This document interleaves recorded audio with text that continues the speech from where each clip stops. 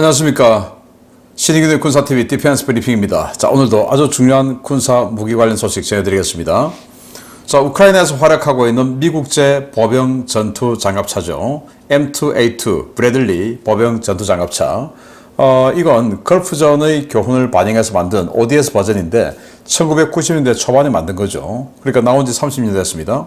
그런데 러시아군 장갑차 BTR-82 장갑차 2010년대에 나온 건데 그 장갑차 2대와 30mm 기관포예요, 여기는. 그리고 보병 1개 소대 플러스 해서 이 브래들리 장갑차하고 교전이 붙었는데 완전히 그냥 압도적으로 전멸시켜버렸습니다. 그 동영상과 함께 브래들리 장갑차의 어마어마한 이 위력을 같이 한번 보시도록 하겠습니다.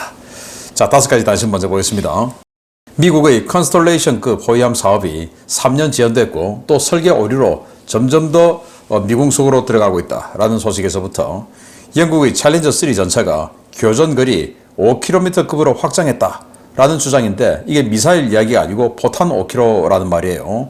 기가 찬 내용인데 보도록 하겠습니다. 첫 번째입니다.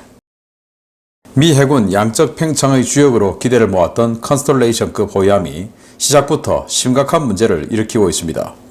사업 일정은 이미 3년 이상 지연되었고 당초 설계에서 계획되지 않은 10% 이상의 중량 증가가 발생해 선체 균형과 속도, 탑재량과 수명에 심각한 감소가 불가피하다는 회계감사국 보고서가 나와 파문이 일고 있습니다. 미 유럽 아프리카 해군 사령관과 나토 합동군 사령관을 거쳐 미 해군 작전 담당 참모차장을 지낸 로버트 P. 버크 퇴역 해군 대장이 한국계 에이전트로부터 거액의 뇌물을 받은 혐의로 체포돼 구속 기소되었습니다.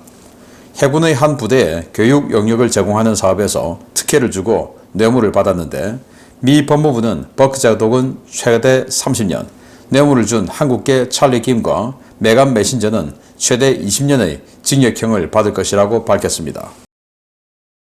최근 시운전을 마친 우크라이나의 최신형 초계함 햇맨 이반 마제파함의 공정률이 70%에 육박하고 있으며 곧 함대함 미사일과 함대공 미사일 탑재 작업이 이루어질 것이라고 우크라이나 해군이 밝혔습니다. 대함 미사일은 튀르키예제 아트마카, 대공 미사일은 프랑스제 VL미카 미사일이 탑재된다는데 우크라이나는 무장 탑재 작업을 마친 전투함을 연내에 인도해달라고 튀르키예 측에 강력하게 요구하고 있습니다. UAE가 중국과 제20 전투기 도입 협상을 진행 중이라는 보도가 점점 늘어나고 있습니다. UAE는 60에서 80대 규모의 제20을 조속한 시일 내에 납품해 줄 것을 중국 측에 요구하고 있고 중국은 첨단 기술 보호를 위해 다운그레이드형을 제안하고 있어 협상에 난항이 있다는 소식입니다. 영국의 챌린저 3 전차의 교전거리가 기존 120mm 활강포 탑재 전차의 평균을 아득히 뛰어넘는 5km 수준이 될 것이라고 밝혀 논란이 되고 있습니다. 주포는 독일 라인메탈의 55 구경장 활강포로 동일한데 영국이 개발한 운동에너지 탱크버스터와 다중모드 고폭탄으로 5km급의 교전거리를 구현했다는데 55 구경장 120mm 활강포로 쏜 철갑탄이 어떻게 5km의 유효 사거리를 갖는다는 것인지 의문이 커지고 있습니다. 자, 컨스톨레이션급 이탈리아 핀칸티에리와 계약을 했죠. 그리고 이탈리아와 프랑스가 공동 개발한 프린급의 설계를 바탕으로 했는데 보시다시피 프린급의 모습은 전혀 찾아볼 수가 없어요. 전혀 새로운 설계를 했다 이거죠. 그리고는 이제 7,000톤 정도로 만들어서 초도함은 12억 8천만 달러. 그리고 이번화부터는 이제 양산에 들어가서 10억 달러 미만으로 좀 싸게 대량 양산하자라는 컨셉으로 갔는데 이게 21년도에 계약을 했는데 24년 이제야 지금 착공에 들어갔고 그래서 딜레이가 됐죠. 착공도. 부품 공급도 늦어지고 건조 다 늦어지는 거예요. 설계 변경 자꾸 있고 그래서 설계 변경이 있어서 이게 지금 8,000톤 이상으로 늘어나는 거예요. 그러면 기존에 설계된 선체가 있는데 확장성이 부족해서 32셀의 수직 발사관 외에는 더 이상 무장을 구겨넣을 자리가 없는 거예요. 이게 무슨 1조 원 넘는 배입니까? 이러면 안 되죠. 그래서 설계보다 커지다 보니까 선체 균형 안 맞죠. 속도 안 맞죠. 탑재량 축소되죠. 수명 심각한 문제 생기죠.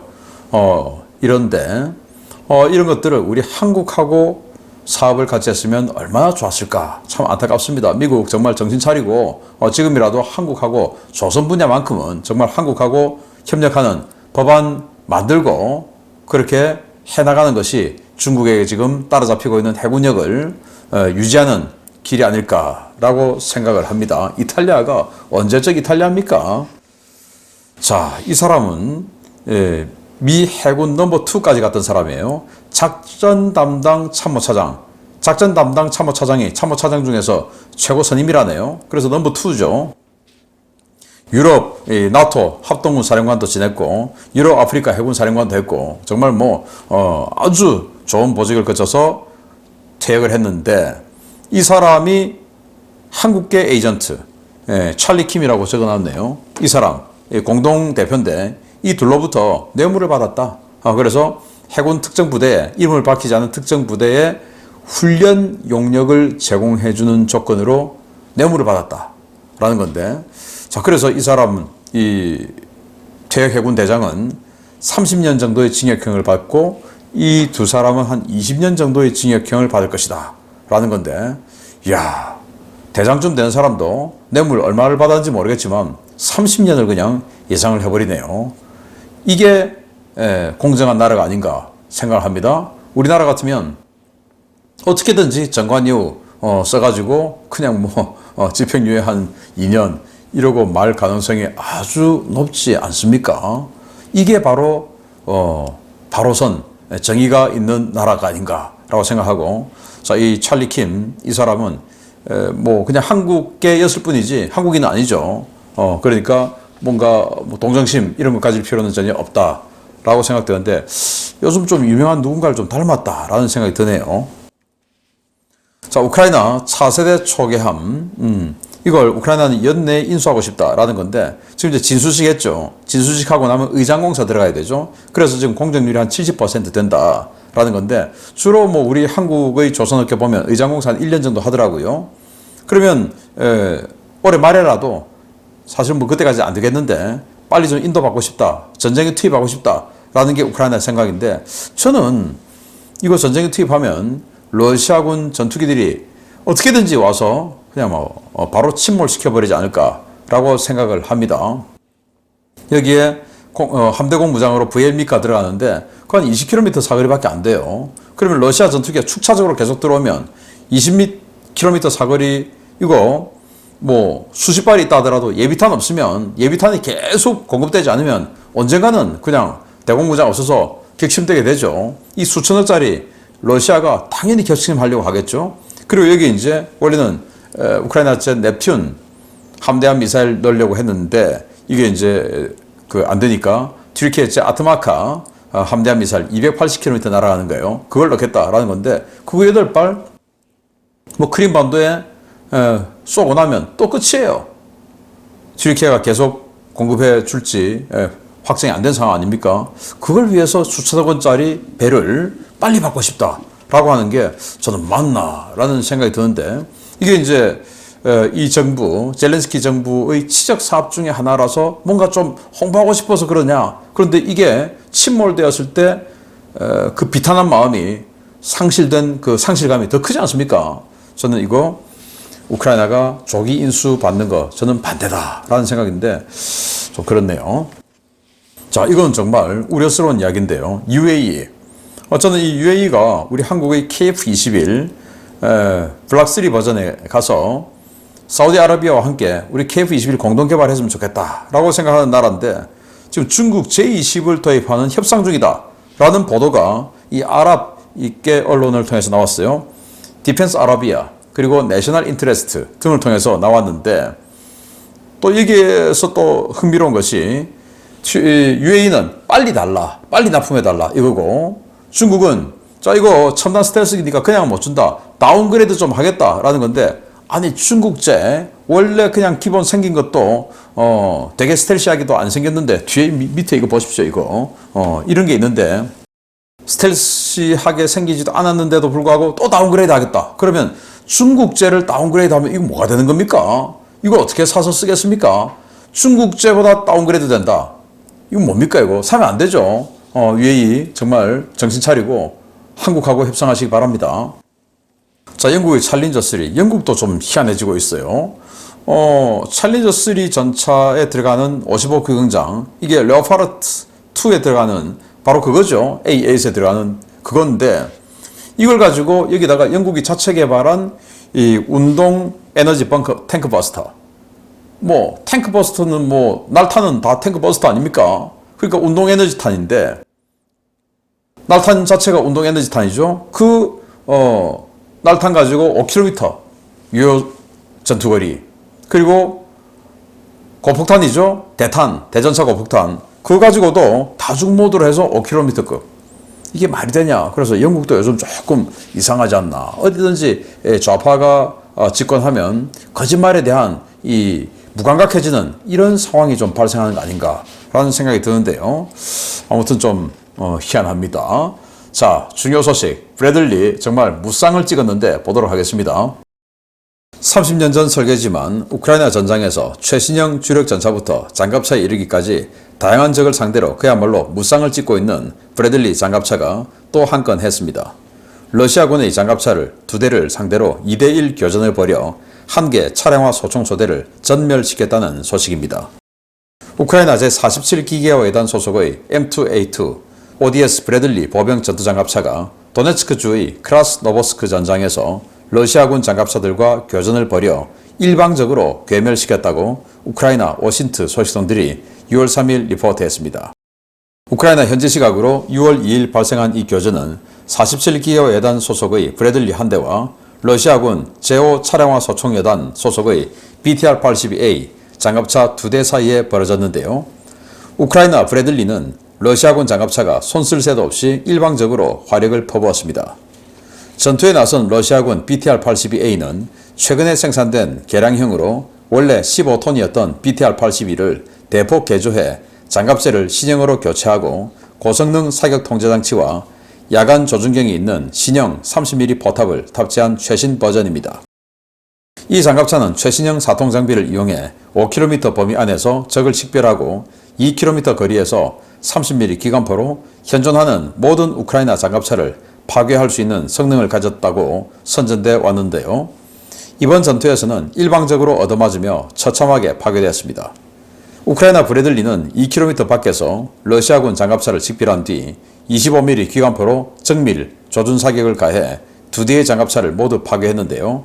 장갑차가 파괴되자 차량에서 탈출한 20여 명의 보병들도 정확한 사격으로 모두 제압했습니다. 우크라이나군 제47여단 관계자는 브래들리 자체의 상황인식 능력도 매우 뛰어나지만 이를 드론과 함께 운용했을 경우 그 위력은 배가 된다 라며 브래들리의 성능을 극찬했는데요.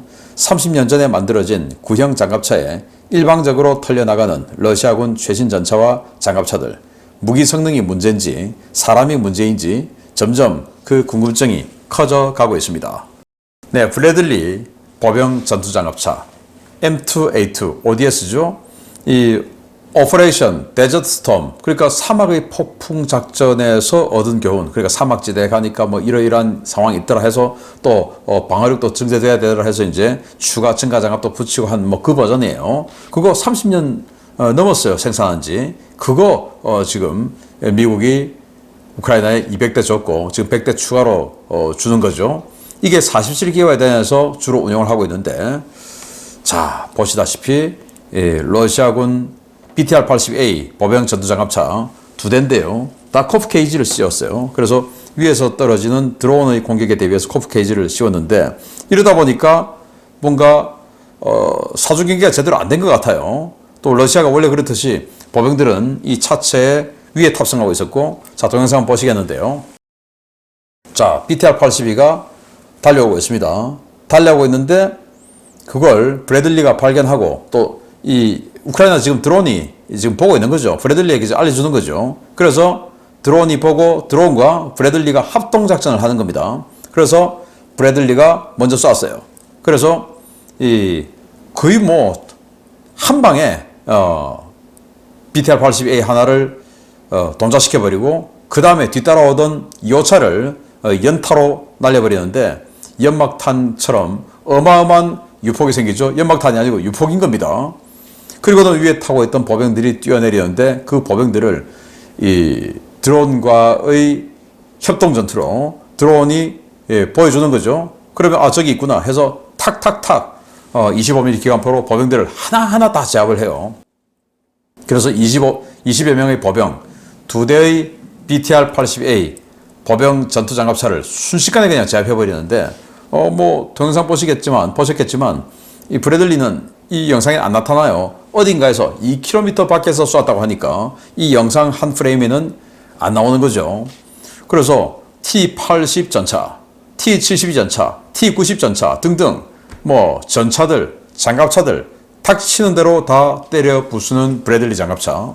그런데 이번에는 이 BTR-82들이 포도 한번 쏘아보지 못하고 그냥 일방적으로 당했는데 또 다른 그 전투에서 보면 브래들리가 먼저 맞은 것도 있어요. 30mm 기관포 먼저 맞은 거. 그런데 브래들리 앞에 있는 이 폭발 반응 장갑, 증가 장갑들이 다 그걸 막아냈습니다. 그래서 브래들리는 생존해서 귀환하고 이런 식으로 됐는데 이거 꽤 괜찮은 장갑차로 2010년대 러시아가 개량한 겁니다. 30mm 기관포 있죠. 그리고 사통장치도 개량하고 포탑도 최신형으로 만들었어요.